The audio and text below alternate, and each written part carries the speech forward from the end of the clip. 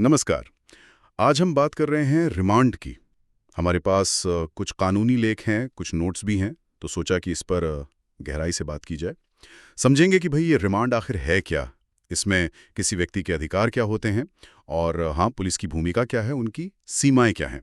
अक्सर ये सवाल मन में आता है या सुनने में आता है कि क्या रिमांड के दौरान पुलिस बल प्रयोग कर सकती है। तो चलिए आज इसी को समझने की कोशिश करते हैं। बिल्कुल। ये एक बहुत ही अहम कानूनी प्रक्रिया है और इसके बारे में सही जानकारी होना मतलब सबके लिए ज़रूरी है। तो सबसे पहले ये रिमांड होता क्या है, इसकी ज़रूरत कब पड़ती है? मेरा मतलब है ये शायद तब होता होगा जब पुलिस 24 घंटे में जांच पूरी नहीं कर पाती। हाँ, बिल्कुल सही कहा आपने। जब पुलिस किसी को गिरफ्तार करती है तो उसे 24 घंटे के अंदर मजिस्ट्रेट के सामने पेश करना होता है। अगर इस दौरान जांच पूरी नहीं होती और पुलिस को लगता है कि आरोपी को हिरासत में रखना ज़रूरी है, तब वो मजिस्ट्रेट से रिमांड मांगते हैं। अच्छा। ये जो है ये दंड प्रक्रिया संहिता मतलब सीआरपीसी की धारा 167 के तहत आता है। अच्छा। और फिर मजिस्ट्रेट तय करते हैं कि रिमांड देना है या नहीं, और देना है तो किस तरह की हिरासत। किस तरह की हिरासत, मतलब इसके प्रकार भी हैं? हाँ, मोटे तौर पर दो तरह की हिरासत होती है। पहली है पुलिस हिरासत, जिसे पुलिस रिमांड भी कहते हैं। पुलिस हिरासत, अच्छा, यानी जिसमें आरोपी पुलिस के पास रहता है पूछताछ के लिए। जी, इसमें पुलिस आरोपी से पूछताछ कर सकती है, सबूत वगैरह जुटाने के लिए उसे कहीं ले जा सकती है। यह हिरासत शुरू में मतलब एक बार में अधिकतम 15 दिन की हो सकती है। 15 दिन। हाँ, और इसमें एक नया अपडेट भी है, जो नया कानून आया है, भारतीय नागरिक सुरक्षा संहिता 2023, उसकी धारा 187 कहती है कि ये जो 15 दिन की पुलिस हिरासत है, इसे जरूरत के हिसाब से मतलब पूरी जांच अवधि के दौरान टुकड़ों में भी लिया जा सकता है। बस कुल अवधि 15 दिन से ज्यादा ना हो। अच्छा, ये तो जांच के लिहाज से महत्वपूर्ण बदलाव है। मतलब अगर जरूरत हो तो बाद में भी उसी 15 दिन की लिमिट के अंदर कुछ दिन की पुलिस कस्टडी ली जा सकती है। हाँ, बिल्कुल। और दूसरी तरह की हिरासत कौन सी है? वो है न्यायिक हिरासत, जुडिशियल कस्टडी। इसमें आरोपी को जेल भेज दिया जाता है मजिस्ट्रेट की निगरानी में। वो सीधे पुलिस की कस्टडी में नहीं रहता। अच्छा, आमतौर पर ये 15 दिन की पुलिस हिरासत खत्म होने के बाद शुरू होती है, या कभी-कभी सीधे न्यायिक हिरासत में भी भेजा जा सकता है। और ये कितने समय के लिए होती है? इसकी भी कोई सीमा है? हाँ, इसकी भी सीमा है। ये अपराध कितना गंभीर है इस पर निर्भर करता है। अगर अपराध ऐसा है जिसकी सजा मृत्युदंड, आजीवन कारावास या 10 साल से ज्यादा की कैद है, तो न्यायिक हिरासत 90 दिन तक हो सकती है। 90 दिन? जी, और अगर अपराध इससे कम गंभीर है तो ये अवधि 60 दिन तक की होती है। तो मतलब कानून ने एक तरह से समय सीमा तय कर दी है जांच पूरी करने के लिए, 60 या 90 दिन। लेकिन मान लीजिए इस तय समय में भी पुलिस अपनी चार्जशीट या अंतिम रिपोर्ट नहीं दे पाती, तब क्या होगा? ये बहुत जरूरी सवाल है।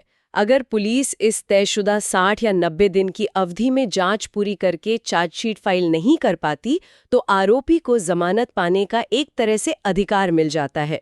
इसे डिफॉल्ट बेल कहते हैं। Default bail? अच्छा, यानी उसे जमानत मिल जाएगी अगर वो बाकी शर्तें पूरी करता है। हाँ, बस उसे जमानत के लिए आवेदन करना होगा और जो भी कोर्ट शर्तें लगाए वो माननी होंगी। समझ गए।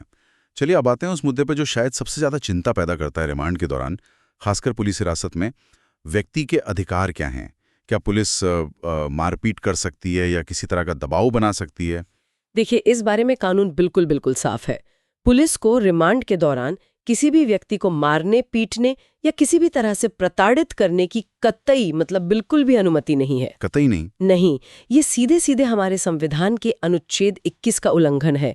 अनुच्छेद 21 हर नागरिक को जीवन और व्यक्तिगत स्वतंत्रता का अधिकार देता है, और सुप्रीम कोर्ट ने कई बार कहा है कि इसमें सम्मान से जीने का अधिकार और प्रताड़ना से मुक्त रहने का अधिकार भी शामिल है।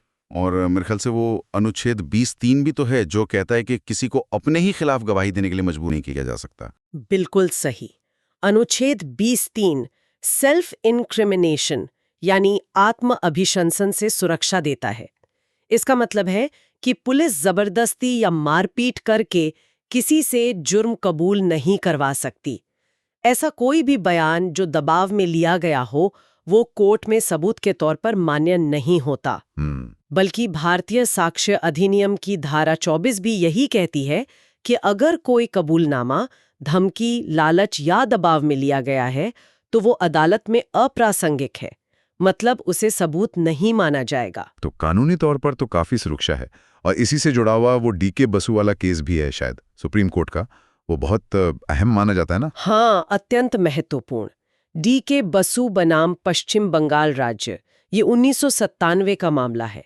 इसमें सुप्रीम कोर्ट ने गिरफ्तारी और हिरासत के दौरान दुर्व्यवहार को रोकने के लिए बहुत ही अहम और स्पष्ट दिशा निर्देश दिए थे। क्या थे वो दिशा निर्देश, कुछ मुख्य बातें? हाँ, उसमें कई बातें थी, जैसे गिरफ्तार करने वाले पुलिस अधिकारी की पहचान, उसका नाम, पद सब स्पष्ट होना चाहिए। गिरफ्तारी का एक मेमो बनना चाहिए जिस पर समय और तारीख लिखी हो और उस पर कम से कम एक गवाह के दस्तखत हों, जो परिवार का सदस्य हो सकता है या इलाके का कोई जाना माना व्यक्ति। अच्छा। फिर गिरफ्तार व्यक्ति के परिवार या किसी दोस्त को जल्द से जल्द गिरफ्तारी की सूचना देना जरूरी है। और हिरासत में रखे गए व्यक्ति की हर 48 घंटे में मेडिकल जांच होनी चाहिए। मेडिकल जांच भी? जी, ताकि अगर कोई चोट वगैरह हो तो पता चल सके। इन सारे दिशा निर्देशों का मकसद यही है कि हिरासत के दौरान व्यक्ति के मानवाधिकारों की रक्षा हो और पुलिस की जवाबदेही तय हो। तो कानून और सुप्रीम कोर्ट के निर्देश तो काफी मजबूत लगते हैं, लेकिन क्या जमीनी हकीकत हमेशा ऐसी होती है? क्योंकि खबरें तो आती रहती हैं हिरासत में हिंसा की, यहाँ तक कि मौत की भी। हाँ, ये एक दुखद और चिंताजनक पहलू है।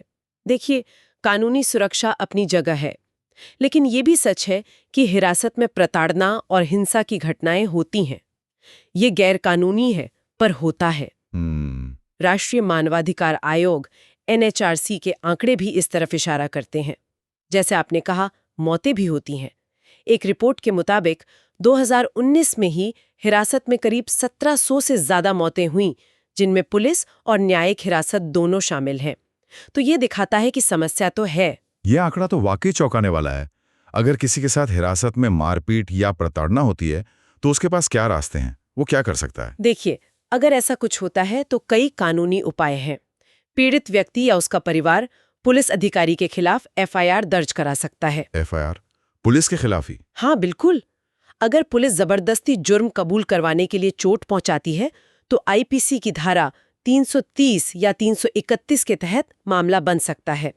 अगर दुर्भाग्यवश मौत हो जाती है तो हत्या का मामला यानी धारा 302 भी लग सकती है। अच्छा। इसके अलावा पीड़ित NHRC या राज्य मानवाधिकार आयोग में शिकायत कर सकता है।